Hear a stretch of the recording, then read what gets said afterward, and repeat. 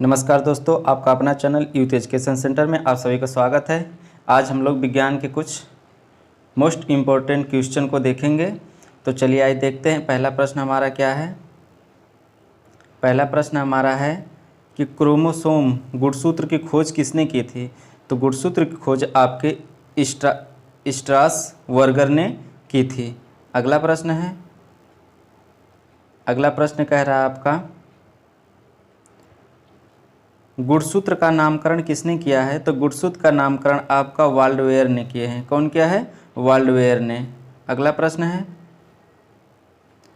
मनुष्य में कितने गुणसूत्र पाए जाते हैं। मनुष्य में कितने गुणसूत्र पाए जाते हैं। तो मनुष्य में आपके 46 गुणसूत्र पाए जाते हैं। अगला प्रश्न है मनुष्य में कितने जोड़े गुणसूत्र पाए जाते हैं। तो मनुष्य में 23 जोड़े गुणसूत्र पाए जाते हैं। अगर पूछे कितने गुणसूत्र पाए जाते हैं तो आपके 46 हो गया। अगर पूछे कितने जोड़े पाए जाते हैं, कितने जोड़े पाए जाते हैं, तो 23 जोड़े गुणसूत्र पाए जाते हैं।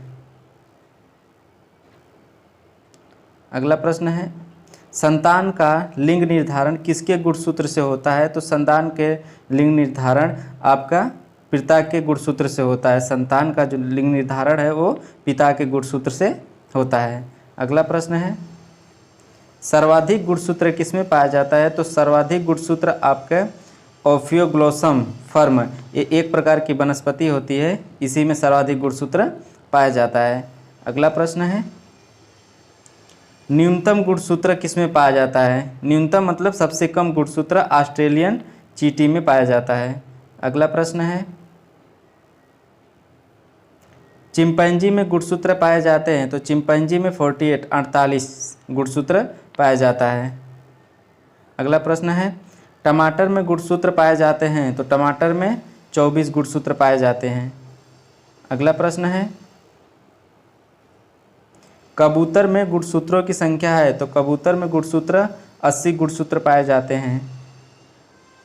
अगला प्रश्न है घोड़ा में कितने गुणसूत्र पाए जाते हैं। तो घोड़ा में आपके 64 गुणसूत्र पाए जाते हैं। अगला प्रश्न है कि डीएनए की खोज किसने की थी। डीएनए की खोज किसने की थी। तो डीएनए की खोज आपकी फ्रेडरिक मिसर ने 1869 ईस्वी में की थी। अगला प्रश्न है डीएनए का फुल फॉर्म क्या होता है। तो डीएनए का फुल फॉर्म आपका डीऑक्सीराइबोज न्यूक्लिक एसिड होता है। Deoxyribose nucleic acid. अगला प्रश्न है लाइफ का ब्लूप्रिंट कहते हैं। तो लाइफ का ब्लूप्रिंट डीएनए को ही कहा जाता है। अगला प्रश्न है डीएनए का परीक्षण किया जाता है। डीएनए का परीक्षण कब किया जाता है। तो डीएनए का परीक्षण आपका आपराधिक मामला सुलझाना और पैतृकता सिद्ध करना में किया जाता है। अगला प्रश्न है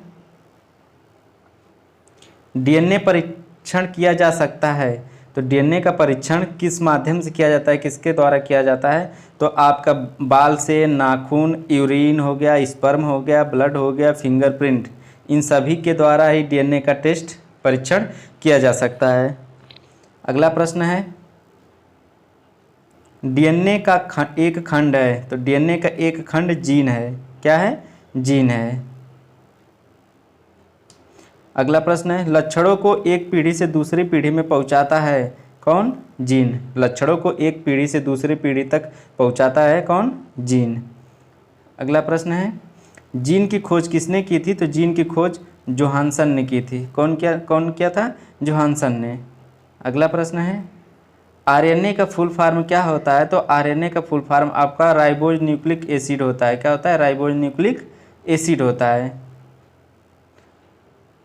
आरएनए एक गुणित होता है और प्रोटीन का संश्लेषण करता है। आरएनए क्या होता है? एक गुणित होता है और प्रोटीन का संश्लेषण करता है। ठीक है, तो ये रहा आपका लास्ट प्रश्न। अगर वीडियो पसंद आया तो चैनल को सब्सक्राइब करिएगा, वीडियो को शेयर करिएगा। धन्यवाद।